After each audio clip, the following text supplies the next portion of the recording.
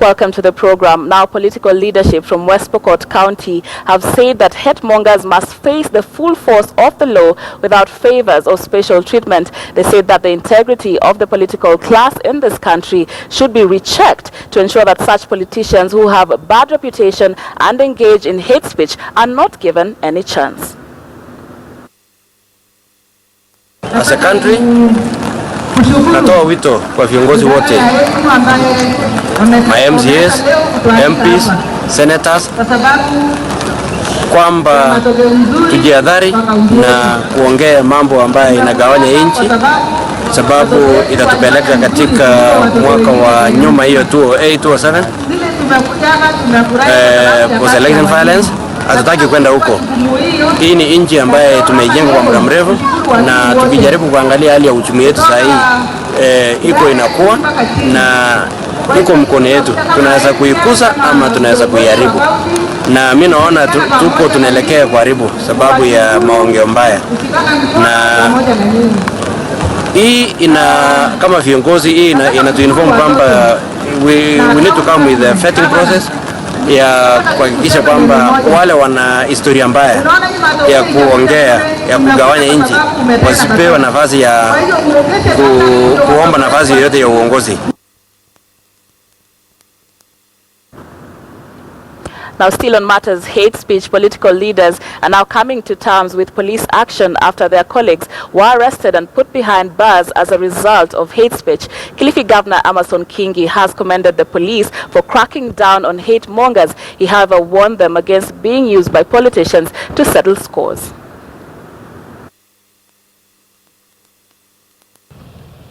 Tumeona dalili ambazo ni dalili mbovu. Watu ambao hawana hatia, watu ambao hawakuzungumza maneno ya uchochezi, wanateswa kama magaidi. Hapa Kilifi tuna mama yetu Mama Aisha. Ukiangalia yale mashtaka ambayo libandikizwa juzi, hakuna neno hata moja la uchochezi, lakini Mama Aisha amekaa korokoroni kwa siku 3. Leo hii ametolewa saa 11 asubuhi kupelekwa kotini. Hana tofauti, vile anashikwa hana tofauti na gaidi, terrorist. Na ukiangalia ile maneno ambayo anasema alizungumzwa, hakuna hata moja la uchochezi. Ndio maana tunasema kwamba sisi tutaungana na polisi ambayo itashika wachochezi, lakini hatutaungana na polisi ambao wanatumiwa na wanasiasa kugandamiza wanasiasa wengine. Tunapinga vikali ndimi za uchochezi, na pia tunapinga vikali udhalimu. Lazima serikali ya kitaifa iwe na kitu kinaitwa political tolerance. The Kenya National Cohesion and Integration Commission Chairman Francis Ole Kaparo has warned politicians that preaching hatred among their supporters could result into a state of anarchy in the country. Speaking in Eldoret during a meeting with North Rift leaders and clergy, Kaparo said he will team up with the Directorate of Criminal Investigations to intensify the fight against hate speech in the country. A lot of this political tension in the country, I repeat, a lot of this tension is because of the recent violent demonstrations, not peaceful demonstrations. Peaceful demonstrations cannot lead to heightening political temperature. It is the violent political protests and destruction of property and looting and killing and maiming that have caused this problem that we are undergoing today.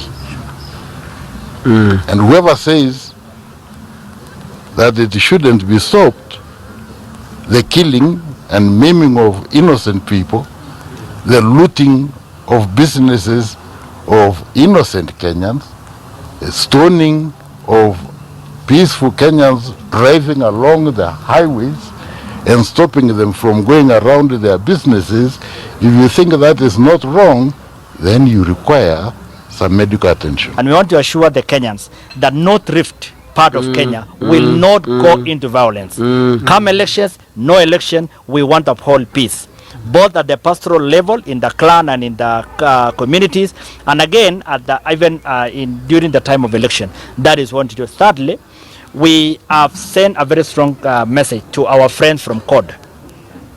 Dear friends, trust me, Kenya is greater than any one of us.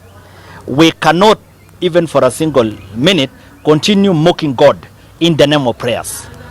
We have agreed today here that anyone who has been locked in because of those hate speech do not require prayers, but they just need to tame their tongues. That is according to the book of James chapter number 1. And we have agreed that we want to ask any Kenyan, be it an MCA, be it any aspiring candidate, that we are going to get into a code of conduct, particularly in the way you conduct yourself. When you want to solicit for votes, let us do it within the confines of our constitution. The government in place should do their work, and the commissions that are given their powers by the constitution, they should do their work without fear or favor. Whether it is for Jubilee or for CORD or for Amani or for whoever, let there be impartiality and fairness in what we are doing. If the law has been passed, let it be followed. Right, and of course we have been shedding a spotlight on Vihiga County, which is hosting the Miss Tourism Kenya pageant. And right now we want to cross over to our Western Region reporter, Donald, just to give us highlights on the sidelines of that, telling us how religion and religious leaders really affect and gives a big, it has a big influence rather on politics and the runnings of that side. Rashid, over to you. Thank you very much, Sharon. Here we are at a place called Kidundu Grounds. This is where the Miss Tourism national competitions are slated for this evening. And right now we will be talking about an issue touching on religion. Remember, when we're talking about Vihiga County, I would say it's arguably the home of religion in Kenya. When we are talking about religion, we are talking about leadership. Leaders who've been elected here have actually been elected on the basis of being religious. And I have two guests with me here in the studio, and one of them is Simon Muhindi of PAG Church here in Vihiga, and also I have Reverend Stephen Malande Keken, I hope I pronounce your name well. He's also from the Pentecostal Assemblies of God. We are talking about religion, maybe to start with you in Vihiga. What is it about religion and leadership here? Yeah, religion basically, it has been the roots of the community, and it started since the beginning. Those colonials who came into Kenya, when they came this side, they decided that missionaries should come to this area, whereby they found the source of the people was fertile for religion. And that's why they started now to establish in this area so many churches which are in denominational forms, whereby Christianity has occupied the society and always naturally the religious people. That's why you find that even in Vihiga, most of them on Sunday they cannot even go to shops or go anywhere, but most of them they go to churches. Now you find that there are denominations here, though even Muslims are here, but the dominant society are Christians, whereby we found that it has imparted into people morals which they have to update.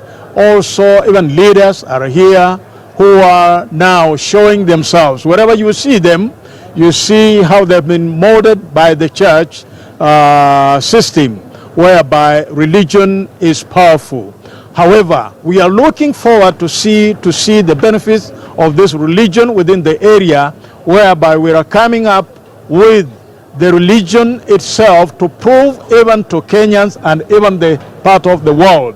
Since we have got the religion, therefore we are religious people and we belong to that.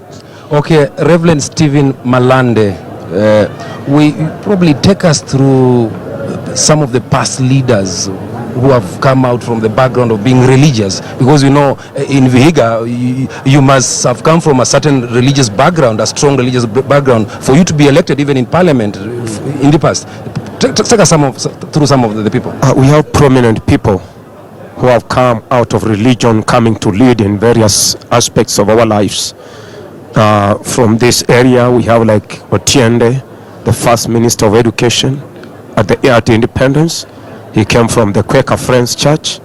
We have Andrew Rigare, who has been a assistant minister, who has also grown up from this place. We have also Omido. He has been also a member of parliament and also assistant minister.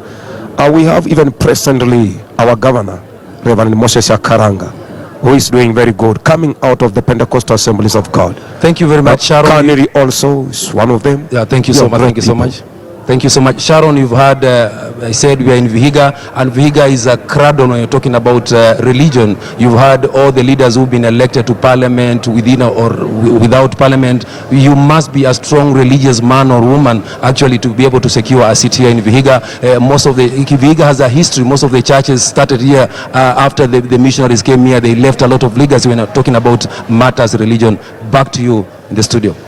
Right, thank you very much, Rashid Ronald. They're coming to us from Vihiga County and telling us that is the big position that the county, has given religion and the church in general. Let's move on now. And the Muranga family escaped death by a whisker when police from Kabati police station saved them from armed gangsters who were in the process of robbing them. The robbers had finished taking their loot but had decided to, get this, eat before leaving, but police caught them at the table. Trixie Ngado reports. The robbers had laid ambush for former Muranga South NAT Secretary Amos Murigi, striking as he opened the gate and dragged him into the home. Armed with 2 pistols and machetes, the thugs then proceeded to loot the home. But as luck would have it, Murigi's wife had witnessed the ambush and called the area Nyumba Kumi chairman, who then called the police. Wakati waliingia, walitufunga, wakaniitisha 1,300. Nikamwambia sina pesa. Kama hizo walikuwa tayari wamenipora ile pesa, ilikuwa kwa mfuko na ile ilikuwa kwa nyumba, na walikuwa anataka hata ile ilikuwa kwa simu niwapatie, lakini kwa bahati nzuri simu yangu ikazimika. Led by Area OCPD Gregory Mutiso, police made their way to the home and found the family tied up. The robbers had just finished ransacking the home, pocketing 25,000 shillings and settled down to a feast of ugali, while some took the time to charge their phones. A gunfight ensued where the 4 were gunned down. An accomplice fled with bullet wounds. These opened fire, shot one dead, the other one managed to escape. Officers noticed there were others inside the house. When they tried to lock the gate, one of them produced a pistol through the window, trying to shoot them. But he was shot down, and the officers stormed in. The bodies were taken to Thika mortuary. Trix Ingado, KTN News, Nairobi.